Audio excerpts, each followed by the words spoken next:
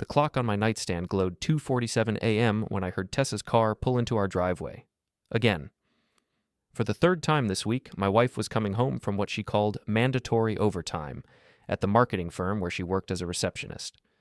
I'm Landon Pierce, 41 years old, and I've been doing taxes and bookkeeping for small businesses in our little Maine town for 15 years. I know numbers, and I know patterns. Tessa's pattern had changed dramatically over the past 2 months. The front door creaked open, followed by the familiar sound of her heels clicking across our hardwood floors. She was trying to be quiet, but stealth had never been Tessa's strong suit. I listened as she fumbled around in the kitchen, probably grabbing a glass of water and checking her reflection in the microwave door like she always did. "Landon," she whispered from the hallway. "You awake?" I kept my breathing steady and deep, pretending to sleep. Through barely opened eyes, I watched her silhouette in the doorway. Even in the darkness, I could see she was wearing the black dress I'd never seen before, the one that probably cost more than our monthly grocery budget. She slipped into the bathroom, and I heard the shower start, at 3 a.m, after a long day at the office. Right. The next morning, Tessa was already gone when I woke up. A note on the kitchen counter read, "Early meeting today. Don't wait up tonight. Another late one. Love you. T." Her handwriting looked rushed, almost guilty. I made my coffee and sat at the kitchen table, staring out the window at our neighbor Barb's house. Barb was 72 and had lived next door for 30 years. She knew everyone's business in our neighborhood, and lately she'd been giving me these sympathetic looks whenever she saw me checking the mail or mowing the lawn. My phone buzzed. A text from my old college buddy Paul. "Coffee later. Got something to tell you about your situation." Paul had been a cop for 12 years before a corruption scandal forced him into early retirement. Now he worked as a private investigator, mostly handling insurance fraud and cheating spouse cases. The fact that he was reaching out about my situation made my stomach drop. I texted back, "Rusty Anchor at noon." The Rusty Anchor was our town's only dive bar, the kind of place where locals gathered to share gossip and complain about everything from property taxes to the weather. It opened at 11 a.m. for the day, drinkers, and stayed busy until closing time. Paul was already there when I arrived, sitting in a corner booth with a beer and a manila envelope in front of him. "Landon," he said, standing to shake my hand. "Thanks for coming." "What's this about, Paul?" He slid the envelope across the table. "I didn't want to tell you over the phone. Open it." Inside were photographs. Tessa and a man I recognized as Owen Pratt, her boss and the CEO of Pratt Marketing Solutions. They were coming out of the Riverside Hotel downtown, his hand on her lower back. Another photo showed them kissing in the parking lot of an expensive restaurant 2 towns over. "How long?" I asked. "Best I can tell, about 2 months, maybe longer." Paul took a sip of his beer. "I'm sorry, man. I know this isn't what you wanted to hear." I studied the photos more carefully. In one of them, Tessa was wearing a red dress I'd never seen. In another, she had on jewelry that definitely wasn't from our anniversary last year. "There's more," Paul said. "I did some digging into their finances. Owen's been using company credit cards for hotel rooms, dinners, shopping trips. Your wife's been the beneficiary of a lot of that spending." "How much are we talking about?" "Conservative estimate? About 15 grand over the past 2 months." I felt something cold settle in my chest. Not heartbreak. I'd been expecting this conversation for weeks. It was something else. Something calculating. "Paul, I need you to keep digging. I want to know everything. Every transaction, every lie, every person who knew about this and didn't tell me." "Landon, what are you thinking?" I smiled, and I could tell from Paul's expression that it wasn't a pleasant smile. "I'm thinking Owen Pratt made a very expensive mistake." Over the next week, I became a different person. During the day, I went through the motions of my normal routine, meeting with clients, preparing tax documents, returning Tessa's increasingly elaborate lies with simple nods and uh-huhs. But at night, while she was out with Owen, I transformed our basement office into a war room. Paul had been busy. The manila envelopes kept coming, each one filled with more evidence of Tessa and Owen's affair. Credit card statements showing charges at lingerie stores, receipts from weekend trips to Portland and Boston, even a hotel room bill from a spa resort in New Hampshire. The most damning evidence was Owen's company credit card statements. He'd been using Pratt Marketing's money to fund his lifestyle, including his relationship with my wife, expensive dinners, hotel rooms, shopping sprees, all of it charged to the business. "This is embezzlement," I told Paul during one of our meetings at the Anchor. "Maybe not criminal level, but definitely grounds for termination and civil action." "What's your play here?" Paul asked. I'm still working on that. But I want to make sure when I move, it counts. That Friday night, Tessa came home with shopping bags from 3 different boutiques. Wow, I said, looking up from my laptop. Big shopping day? Oh, these? She set the bags down and tried to look casual. Maddie and I hit some sales. You know how she is about finding deals. Maddie was Tessa's best friend, a shallow gossip who worked in HR at a different company. She'd been Tessa's alibi for several of these late nights and shopping trips. Must have been some sales, I said. That dress looks expensive. Tessa pulled out a little black number that probably cost more than I made in a week. It was marked down 70%. Can you believe it? I could check the receipt later, but I was willing to bet it wasn't marked down at all. Owen had probably bought it for her during one of their afternoon shopping trips. You should wear it tonight, I suggested. We could go out to dinner. Oh, I can't tonight. I promised Maddie we'd have a girls' night. Movie and wine at her place. Sounds fun. Tell her I said hi. After Tessa left, I called Paul. She's not going to Maddie's, I said. I know. I'm already following her. She's heading toward Owen's penthouse downtown. Perfect. Get photos. An hour later, Paul sent me pictures of Tessa and Owen entering his building together. She was wearing the new dress. I spent the rest of the evening researching Owen Pratt. 45 years old, divorced twice, no kids. He'd inherited Pratt Marketing from his father and had been running it into the ground for the past 5 years. The company was hemorrhaging clients, and Owen's extravagant spending wasn't helping. More importantly, I discovered that Pratt Marketing's board of directors included several prominent local business owners, people who wouldn't appreciate learning that their CEO was using company funds for his personal entertainment. By midnight, I had a plan. The next morning, Tessa slept until noon. When she finally came downstairs, she looked guilty and tired. How was your girls' night? I asked. Good. We watched some romantic comedy and drank too much wine. I probably shouldn't have driven home. Probably not, I agreed. Next time, maybe you should just stay over at Maddie's. Yeah, maybe. I waited until she was in the shower, then went through her purse. Inside, I found a hotel keycard from the Riverside, the same hotel where Paul had photographed her with Owen. The key was dated for last night. I took a picture of it and put it back.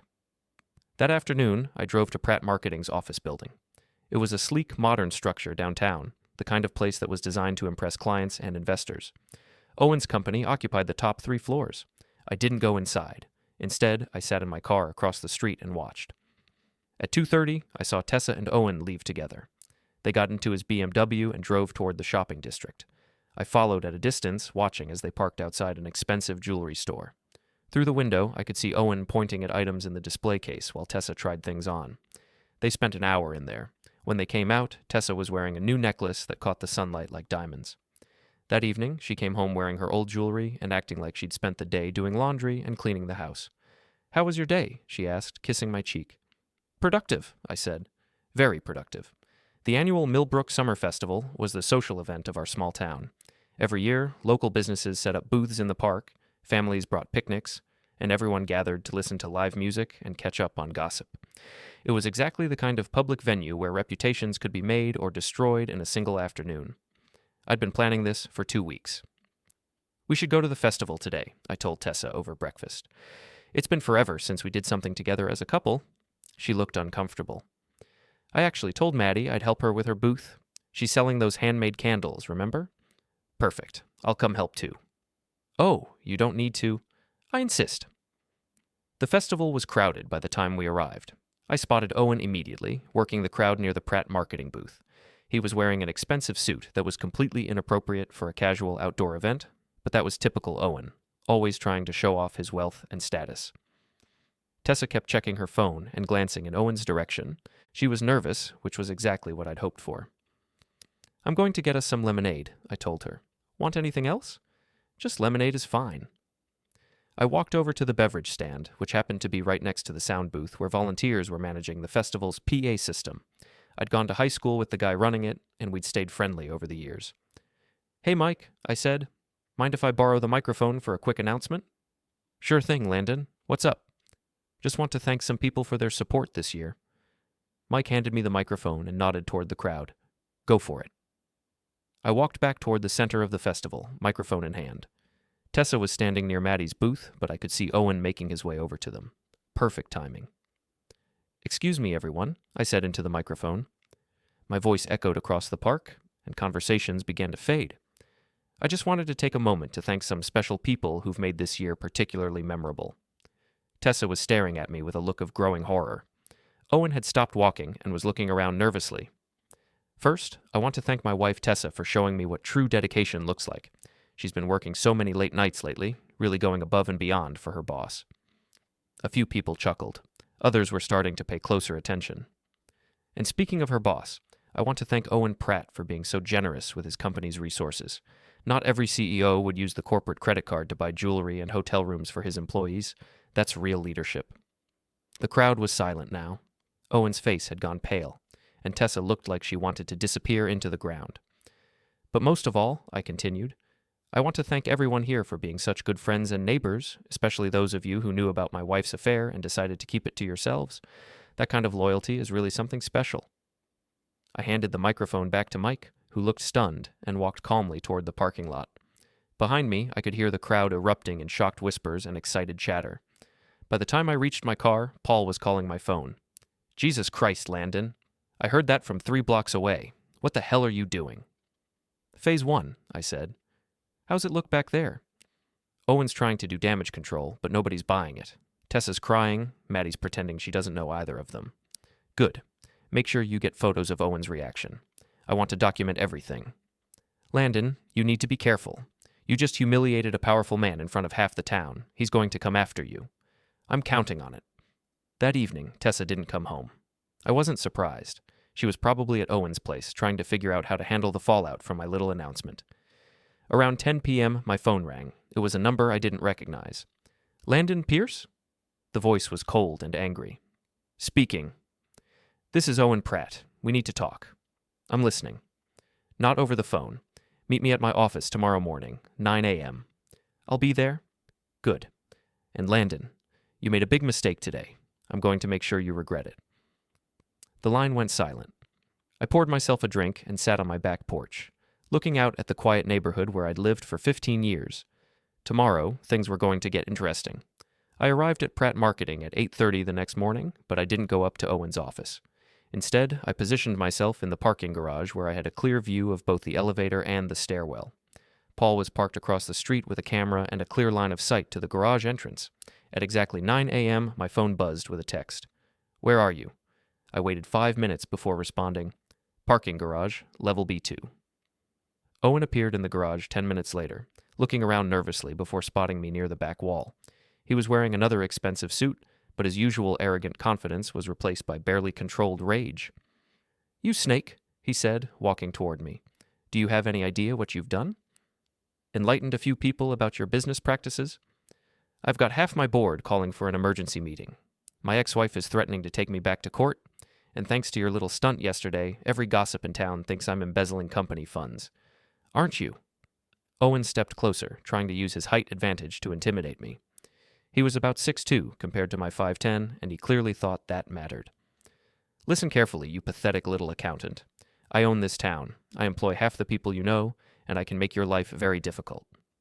Like you made my marriage difficult? Your marriage was already over. Tessa came to me, not the other way around.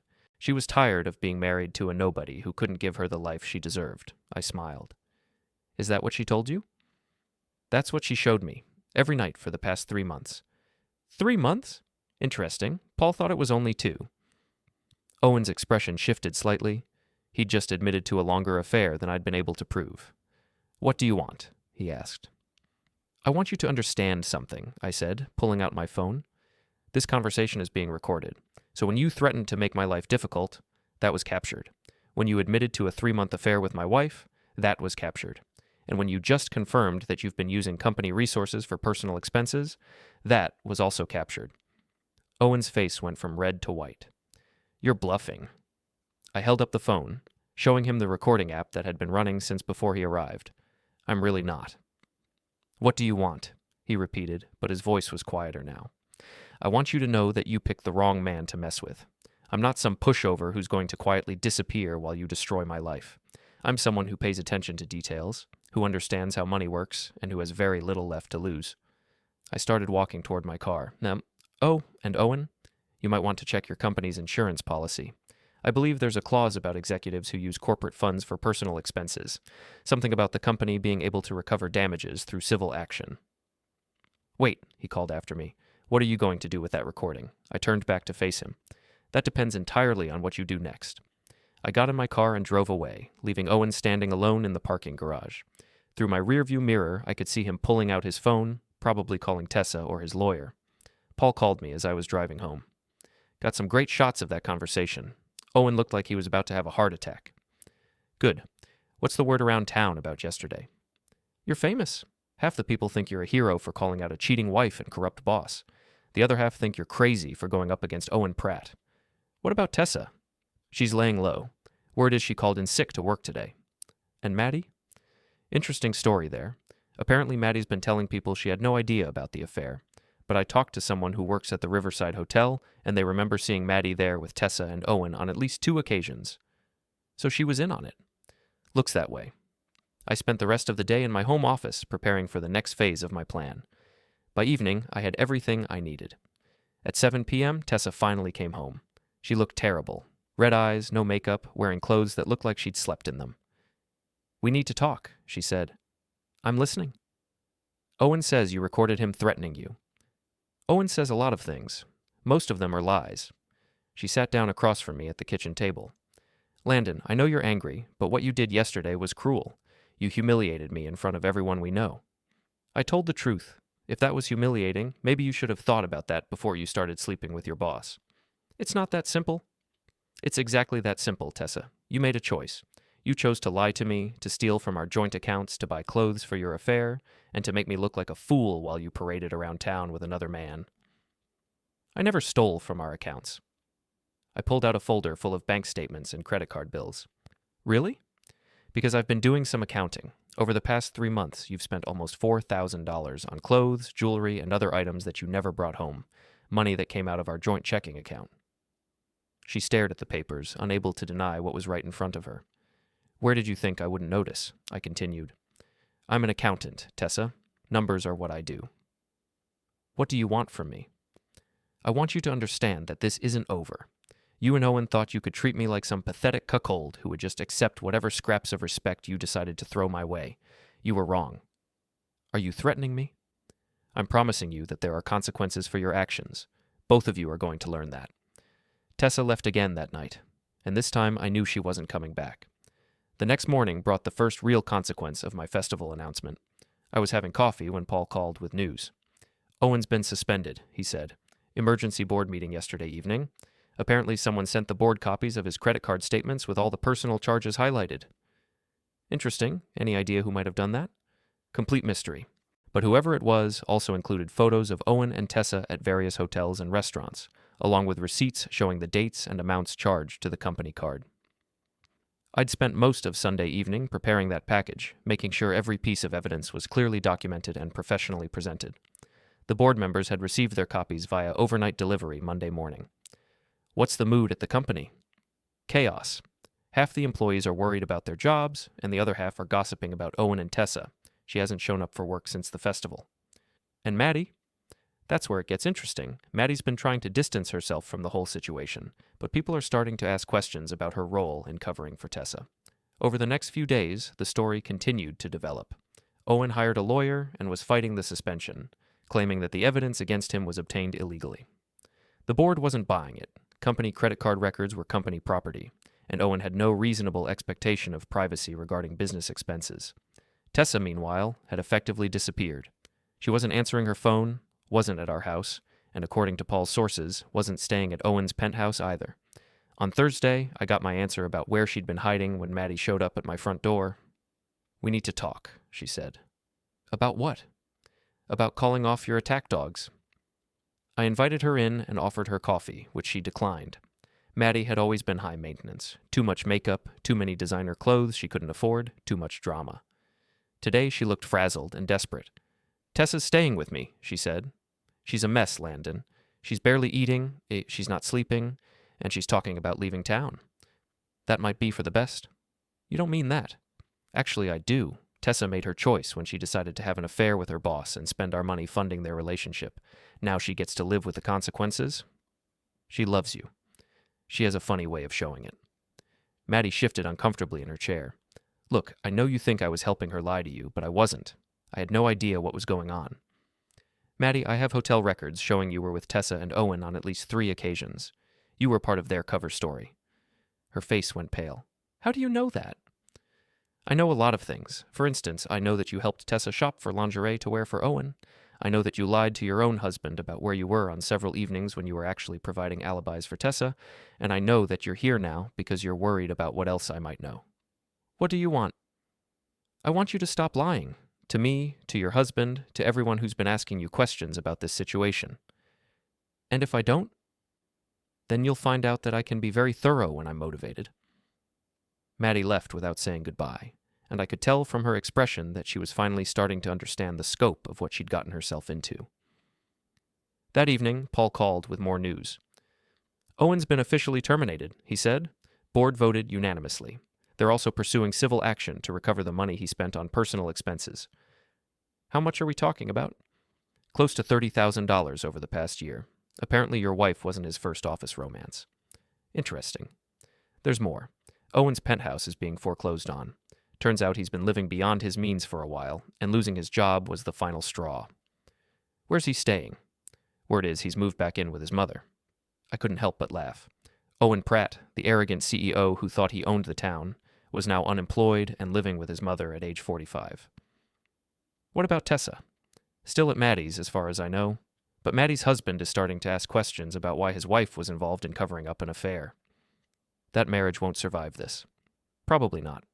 You've managed to destroy 3 relationships with 1 festival announcement. 4, if you count Owen's relationship with his board of directors. Fair point. Friday morning brought the final piece of news I'd been waiting for. The local newspaper, which came out twice a week, featured a front-page story about Owen's termination and the company's plans to recover misappropriated funds. The article included quotes from board members expressing their disappointment and their commitment to ethical business practices.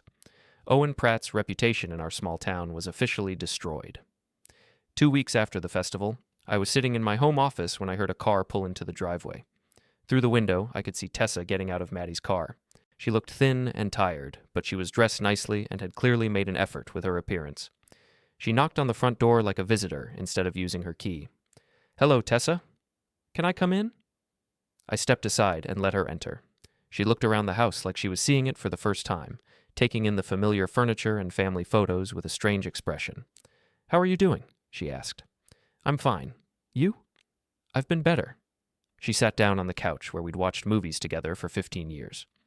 "Landon, I want to apologize." "For which part?" "All of it. The affair, the lying, the money. You were right about everything." "I usually am when it comes to numbers. It's over between Owen and me. It has been since the festival. I figured. Hard to maintain a relationship when one person is unemployed and living with his mother." She flinched. "That's not why it ended." "Isn't it?" "I ended it because I realized what I'd thrown away. We had a good life, Landon. We had 15 years together, and I destroyed it for someone who didn't even care about me." "Owen cared about you. He spent $30,000 of his company's money proving it. He spent that money because he could. I was just the excuse he used to justify it." I studied her face, looking for signs of genuine remorse versus calculated manipulation. With Tessa, it was often hard to tell the difference. "What do you want?" I asked. "I want to come home. I want to try to fix this." "There's nothing to fix, Tessa. You made your choice." "People make mistakes." "Mistakes are forgetting to pay a bill or missing an anniversary. What you did was make a series of calculated decisions over a period of months. You chose to lie to me every day. You chose to spend our money on your affair. You chose to humiliate me in front of everyone we know. I know, and I'm sorry. Sorry doesn't give me back the money you spent. Sorry doesn't restore my reputation. And sorry doesn't change the fact that you're only here because your other option fell through." Tessa started crying, but I felt nothing. The woman sitting on my couch was a stranger who happened to share some history with me. "Please," she said, "I'll do anything to make this right. There's only one thing you can do." "What?" "Sign the divorce papers." I pulled a manila envelope from my desk drawer and handed it to her. She opened it with shaking hands and stared at the documents inside. "You've already filed?" "Last week. I'm asking for half of everything, including the money you spent on your affair. My lawyer thinks we have a strong case." "Landon, please don't do this." "It's already done." She looked up at me with tears streaming down her face. I love you. No, you don't. You love the security I provided and the comfortable life we built together, but you don't love me, because if you did, you never would have done what you did. That's not true. Tessa, you spent 3 months sleeping with another man and lying to my face about it. You used our joint bank account to buy lingerie for your lover. You made me the laughingstock of our social circle while you paraded around town with your boss. That's not love, that's selfishness. She stood up, clutching the divorce papers. What about Owen? Are you going to keep destroying his life too? I don't need to destroy Owen's life. He did that himself when he decided to embezzle company funds to impress a married woman. I just made sure the right people found out about it. You ruined him. I exposed him. There's a difference. And Maddie? She's getting divorced because of what you did. Maddie's getting divorced because her husband found out she was helping you lie to me. That's on her, not me. You've destroyed 3 marriages. I've revealed the truth about 3 marriages. The destruction was already there. I just made it visible. Tessa walked toward the door, then turned back to face me. I never meant for any of this to happen. Yes, you did. You meant for all of it to happen, you just didn't mean to get caught. After she left, I poured myself a drink and sat on my back porch, looking out at the neighborhood where I'd spent 15 years of my life. Tomorrow, I would start looking for a smaller place, maybe closer to my office. The house held too many memories of a life that had been built on lies. My phone rang. It was Paul. How did it go? About like I expected. She wanted to reconcile. What did you tell her? I told her to sign the divorce papers. Think she will? She doesn't have much choice. Her lawyer will tell her the same thing mine told me. She's in a very weak position. What about Owen? What about him? Word is he's thinking about leaving town, starting over somewhere else. Good luck to him. It's hard to start over when you have no money and a reputation for embezzling company funds. You really did a number on him? I really did. 3 months later, the divorce was final. Tessa signed the papers without contesting anything, probably because her lawyer explained that fighting would only make things worse for her. She moved to Portland and got a job at another marketing firm, making considerably less money than she had at Pratt Marketing. Owen did leave town, though I heard he ended up working as a sales manager at a car dealership in New Hampshire. His mother sold the house and moved to Florida, apparently tired of supporting her unemployed son. Maddie and her husband divorced, and she moved away as well. The gossip network in our small town had made her life unbearable once people learned about her role in covering up Tessa's affair. As for me, I bought a smaller house closer to downtown and expanded my accounting business. Word had gotten around about how thoroughly I'd investigated my wife's affair and Owen's embezzlement, and several local business owners decided they wanted someone that detail-oriented handling their books. I never remarried. I dated occasionally, but I found I preferred the simplicity of living alone. No lies to decode, no patterns to analyze, no betrayals to uncover. Just the clean, honest logic of numbers and the satisfaction of work well done. People in town still talked about what happened at the festival, but the tone had shifted over time. What started as gossip about a public humiliation had become something closer to legend, the story of an underestimated man who refused to be played for a fool. Owen Pratt had made a mistake when he decided to flaunt his affair with my wife. He thought he was untouchable, protected by his money and status. He thought I was just another small-town accountant who would quietly accept whatever scraps of dignity he decided to leave me. He was wrong. In the end, I didn't just expose his affair or his embezzlement. I dismantled his entire life, piece by piece, using nothing more than the truth and a talent for timing. He lost his job, his reputation, his home, and his sense of superiority. Most importantly, he learned that money and status can't protect you when someone smarter and more patient decides to take you down. Some people might call what I did cruel or excessive. I call it justice. Owen and Tessa thought they could treat me like a fool, and they discovered that the biggest fool is the one who underestimates the quiet man in the corner who's been paying attention all along. They wanted new management in their lives. Well, they got it, and I made sure they never forgot who was really in charge.